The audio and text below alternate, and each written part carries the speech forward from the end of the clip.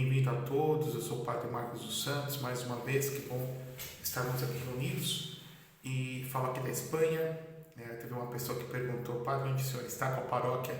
Ainda não estou no Brasil, estou fazendo meus estudos, mas pertenço à Diocese de Mogi das Cruzes. Desde já peço que você dê seu like, que você ajude a divulgar, então, nosso trabalho de evangelização. Eu sigo o calendário litúrgico como está no Brasil, estamos e vamos celebrar, porque eu estou fazendo isso já na sexta-feira, a solenidade de Todos os Santos, que vai ser justamente celebrada aí no Brasil no domingo. O Senhor esteja convosco, Ele está no meio de nós. Proclamação do Santo Evangelho de nosso Senhor Jesus Cristo, segundo São Mateus. Glória a vós, Senhor. Naquele tempo, vendo Jesus as multidões, subiu ao monte e sentou-se. Os discípulos aproximaram-se e Jesus começou a ensiná-los. Bem-aventurados os pobres em espírito, porque deles é o reino dos céus. Bem-aventurados os aflitos, porque serão consolados. Bem-aventurados os mansos, porque possuirão a terra. Bem-aventurados que têm fome e sede de justiça, porque serão saciados. Bem-aventurados os misericordiosos, porque alcançarão misericórdia. Bem-aventurados os puros de coração, porque verão a Deus. Bem-aventurados os que promovem a paz, porque serão chamados filhos de Deus. Bem-aventurados os que são perseguidos por causa da justiça, porque deles é o reino dos céus. Bem-aventurado sois vós, quando vos injuriarem e vos perseguirem, e mentindo disserem todo mal contra vós, por causa de mim. Alegrai-vos, exultai, porque será grande a vossa recompensa nos céus. Palavra da salvação, glória a vós, Senhor. Que as palavras do Santo Evangelho sejam perdoados os nossos pecados. Amém. Ave Maria, cheia de graça, o Senhor é convosco. Bendita sois vós entre as mulheres, bendito o fruto do vosso ventre, Jesus. Santa Maria, Mãe de Deus, rogai por nós, pecadores, agora e na hora de nossa morte. Amém. Irmãos e irmãs, que bom nós estarmos aqui. Estamos festejando hoje, então, a solenidade de todos os santos, a solenidade daqueles que estão no céu, a solenidade daqueles, principalmente das almas dos que já morreram, dos bem-aventurados. Sejam aqueles que passaram pela purificação do purgatório, sejam aqueles que são reconhecidos como tais pela Santa Igreja, que gozam da honra dos altares, que foram beatificados e muito mais ainda canonizados, reconhecidos como santos. Evidentemente, quando a Igreja canoniza alguém, quando a Igreja ela diz que aquele cristão é santo, ela reconhece naquele homem, naquela mulher, as virtudes, sejam cardeais, sejam as virtudes teologais, em grau heróico. Ou seja, o santo é aquele que viveu as virtudes teologais, as virtudes que recebeu pelo Espírito Santo no dia do seu batismo, a fé que é a certeza, que é o fundamento da esperança, a certeza daquilo que não se vê, como nos diz Hebreus 11, versículo 1, capítulo 11, versículo 1, a esperança e por fim o amor, que como nos diz São Paulo em 1 Coríntios capítulo 13, é a maior de todos os dons, até porque também Deus é amor. E que viveu também as virtudes cardeais, as virtudes humanas em grau heróico, seja a prudência, seja a justiça, seja também, podemos dizer, a temperança, e por fim também que viveu a fortaleza. Então, as virtudes humanas em grau heróico e também as virtudes vindas do próprio Deus. Na realidade, tudo vem de Deus, mas as três teologais os ligam diretamente a Deus. Primeiramente, o que a gente entende por santo? Só Deus é santo. Então, como nós cantamos o trisário que está em Isaías, no capítulo 6, Kadosh, Kadosh, Kadosh, 3 vezes santo, só Deus é santo. Santo, a palavra Kadosh, Kadoshá, santidade, Kadosh, santo, em hebraico, que significa separado. Deus é o separado. Deus é o infinitamente santo. Deus que está pela sua graça, pela sua presença nas criaturas, mas que está além das suas criaturas. A distância que separa a criatura e o Criador é algo que é um abismo infinito, mas que o próprio Deus veio romper por meio da sua encarnação, da encarnação do seu Filho, que é Deus também. Depois, evidentemente, nós dizemos só nosso Senhor Jesus Cristo, a segunda pessoa da Trindade, o Verbo de Deus feito homem. Então, Jesus detém a santidade. Ele é o próprio Santíssimo, né? Ele é o próprio Santíssimo, Deus feito homem, né, para a nossa salvação. E depois, uma escala, podemos dizer assim, claro, que separa ele, que é Deus e homem, as duas naturezas unidas pela união hipostática, a bem-aventurada sempre Virgem Maria.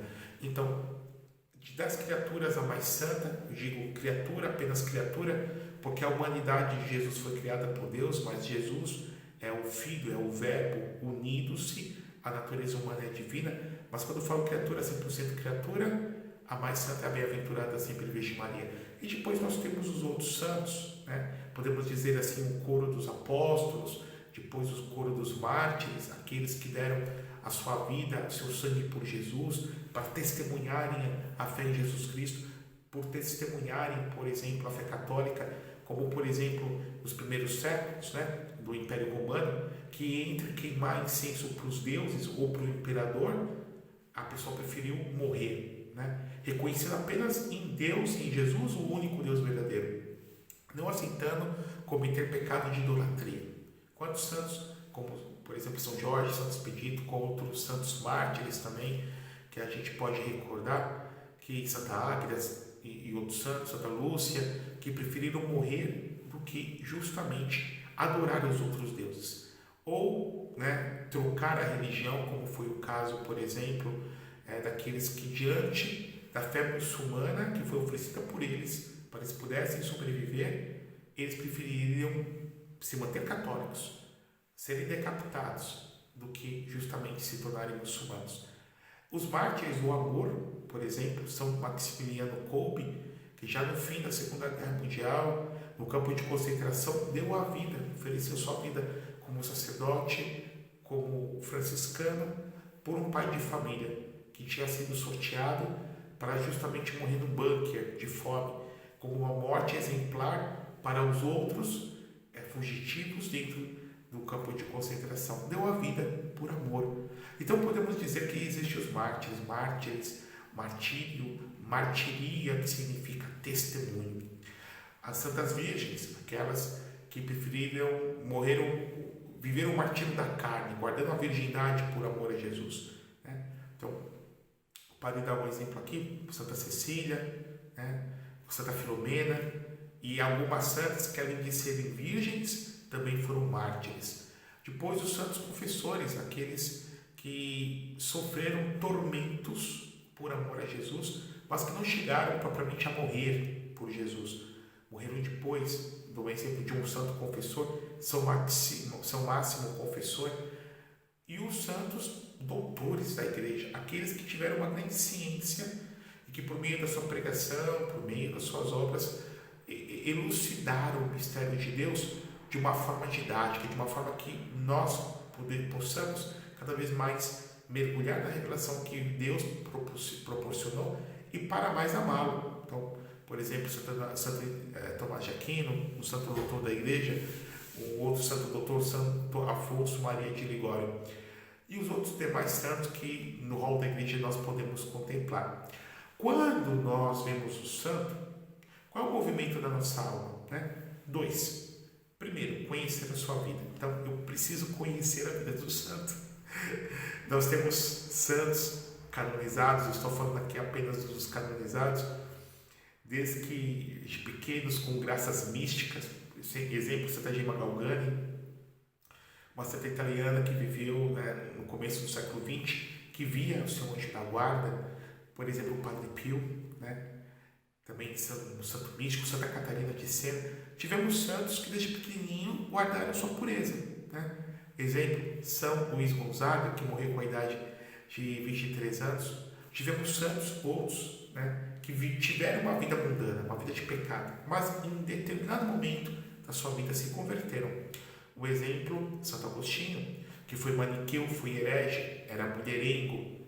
Santo Agostinho, que acabava pecando por essa questão sexual. Um outro grande santo também, São Camilo de Leles, que era viciado em jogo de azar, era dado à bebida, e que, dado o momento da sua vida, se encontrou com Jesus. Santo Inácio de Loyola, que fundou os jesuítas, que foi um homem vaidoso, orgulhoso, era militar, também mulherengo, e dado a duelos, em dado momento, se encontra com Jesus e se converte. Um outro santo também, podemos dizer aqui, Beato Charles de Foucault, Charles de Foucault, que se dizia ateu, passou pelo ateísmo. Charles de Foucault, que teve uma vida promíscua, teve uma amante, uma prostituta que virou uma amante sua, francesa. Isso aqui já fim do século XIX, começo do século XX, na chamada Belle Époque, a Bela Época, chamada até Mimi, a amante dele chamava Mimi, pelo que nos desertos do Saara, em contato com os tuaregues, eles se encontram com Jesus a partir dessa experiência militar, depois, a partir de entrar numa igreja católica, fazer sua confissão com todo o seu coração, de entrar, depois ele veio a entrar nos trapistas, enfim, todo um processo de santificação, todo um processo de encontro com o Senhor. Santa Thais, por exemplo, que foi uma mulher muito promíscua, chegou a oferecer seu corpo, né, em promiscuidade e se converteu. O mesmo exemplo, Santa Maria Egipcíaca, que se entregou para um navio inteiro em orgias e de repente também se encontrou com Jesus. Quando eu digo que se encontra com Jesus, significa ter uma experiência com o amor de Deus. Eu estou dando todos esses exemplos de pessoas também próximas a nós, como a Santa Giana Beretta Molla, que entre abortar e entre ter o seu filho, ela preferiu ter o seu filho, mesmo que isso custasse a sua própria vida. Quando vemos toda essa gama de testemunhas do Senhor e nós somos chamados a conhecer sua vida, isso deve despertar em nós a emulação. Ou seja, eu preciso ser santo, eu devo ser santo. Quando nós lemos em Levítico, Deus dizendo: sede santo porque eu sou o Senhor, sou santo. Quando lemos, por exemplo, no 1 Tessalonicenses, que vem dizer para nós, né, eis a vossa vocação, a vossa santificação, todos chamados à santidade. E quando agora há pouco lemos deste Evangelho, Jesus no alto da montanha, Jesus como o grande mestre de Israel, Jesus como o novo Moisés, assim como Moisés trouxe os mandamentos por parte de Deus escritos em tábuas de pedra, Jesus traz o mandamento da lei do amor, que agora quer ser escrito no nosso coração, justamente pela efusão pelo fogo do Espírito Santo. Nessas 9 bem-aventuranças, que são verdadeiros paradoxos, né? Bem-aventurados os pobres de coração, Anavinguá, aqueles que são desprendidos, bem-aventurados os que sofrem, bem-aventurados os que têm fome sem justiça, os misericordiosos, os puros, bem-aventurados os perseguidos pela justiça, e bem-aventurados quando vocês serem perseguidos, quando nós somos perseguidos por amor a Jesus, queridos irmãos e irmãs. Então, primeira dimensão do santo, ele serve de exemplo para mim e para você. O próprio São Paulo, vivo, não havia morrido, vai nos dizer, 1 Coríntios, capítulo 11, verso 1, sede meus imitadores como eu sou de Cristo. E o segundo momento, eles são os nossos intercessores, são os mediadores.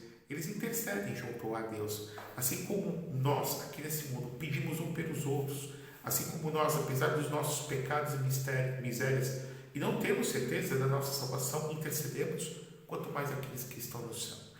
Então, vejam bem, há um só mediador entre Deus e os homens, Cristo Jesus, homem como está em 2 Timóteo capítulo 2, versículo 4, 1 Timóteo 2, 4, há um só mediador entre Deus e os homens, como também Jesus falou em João 14,6, eu sou o caminho, a verdade e a vida, ninguém vê ao Pai senão por mim, mas em Jesus nós nos tornamos mediadores também. Ou seja, essa mediação do santo, esse communio ton agion, a comunhão dos santos, se dá dentro dessa única tubulação, que é justamente essa mediação que Jesus Cristo realizou, se fazendo homem, se encarnando, morrendo na cruz por cada um de nós. O santo, então, ele intercede porque ele está na glória, vê Deus face a face, seja os canonizados, seja os não canonizados, seja aqueles pelos quais pedimos a intercessão, ou se até mesmo não pedimos a intercessão. Pois bem, com os santos, a igreja diz que nós devemos ter culto de dulia, com a Virgem Maria hiperdulia. Dulia que significa respeito, um respeito reverencial, né? Diferente de Deus. Deus nós não temos veneração, Deus nós não temos devoção, com Deus nós temos adoração. Por isso que é errado teologicamente falar sou devoto do Pai Eterno, eu sou devoto do Divino Espírito Santo. Não, eu sou adorador, é Deus. E Deus procura aqueles que o adorem em espírito e verdade, como Jesus falou em João 4, no seu discurso com a samaritana. O santo ele intercede.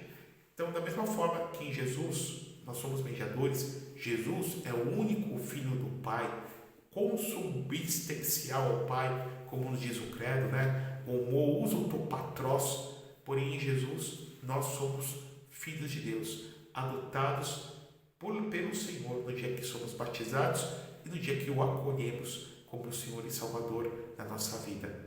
Jesus é o único sacerdote, porém em Jesus um ou outro homem, né, recebe pelo sacramento da ordem o sacerdócio ministerial de Jesus. Os bispos, que são sucessores dos apóstolos, os bispos, que têm a plenitude do sacerdócio, e nós presbíteros, os padres. E num grau inferior, menor, não menos importante, mas menor, dispare do sacerdócio ministerial, os leigos. O padre oferece o sacrifício de Jesus eucarístico e o leigo é chamado a oferecer-se com a Eucaristia também no altar do Senhor. Então aqui que coisa bonita.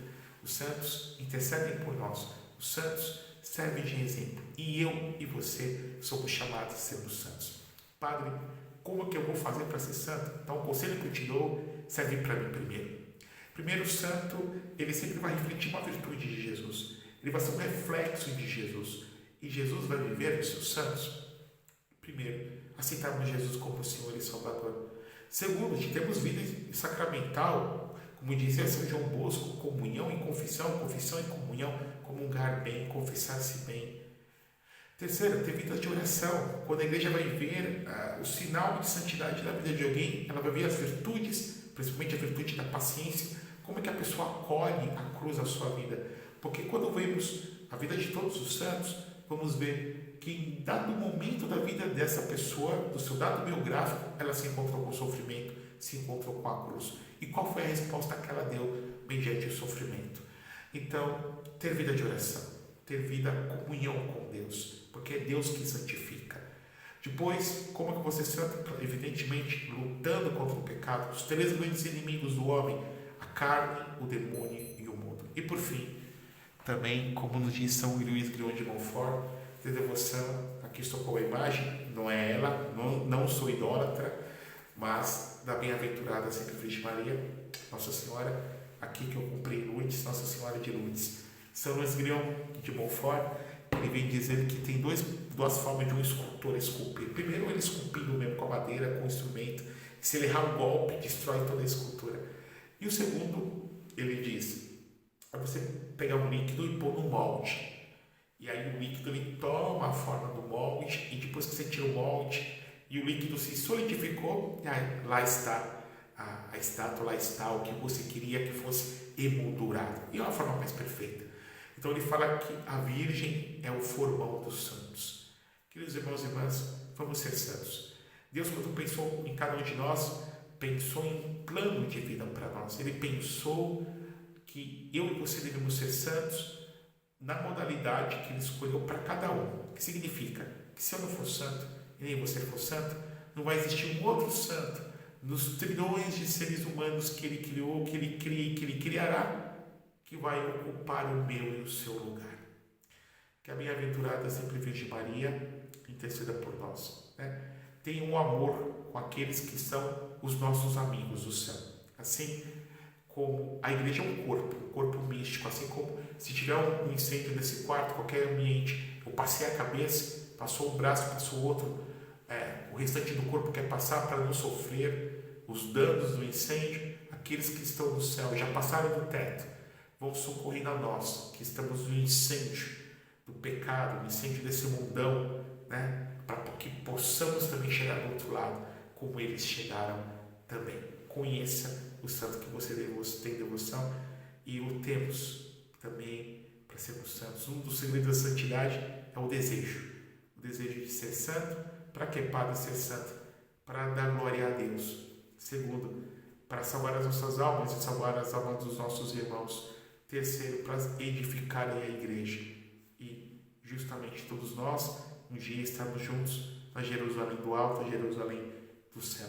Que a bênção do Deus eterno, poderoso, nos abençoe e nos guarde, por intercessão da bem-aventurada sempre Virgem Maria, em nome do Pai, do Filho e do Espírito Santo.